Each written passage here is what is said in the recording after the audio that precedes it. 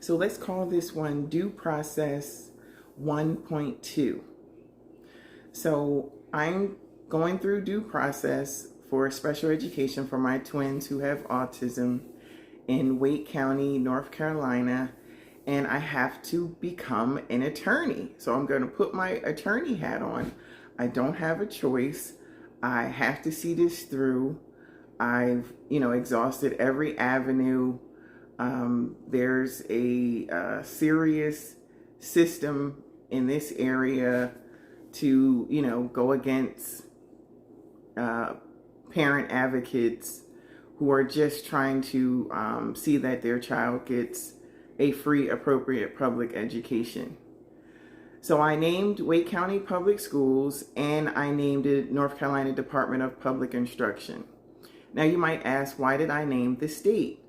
I sought the state to ask them to provide oversight over my children's school district.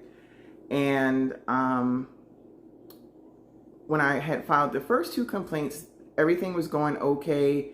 They wrote for non-compliance. But when it came time for the corrective action, what was offered was, just very minimal. And I tried to negotiate. They would not negotiate at all, the district. And I even, went back to North Carolina Department of Public Instruction to ask them to, help here. I was not provided any assistance. So during this time, and this goes back to, like mid 2024, the person that was over the dispute resolution department at the state, I had interactions with her and, discussed that I didn't feel my children got appropriate corrective action. And little did I know, shortly after, she moved over to take a high position in special education as the director of special education policy. And she would now be the person who would be responsible to deliver those corrective actions.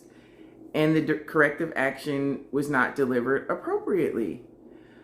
Now, keep in mind, I was actually in due process during this transition. That was not disclosed to me.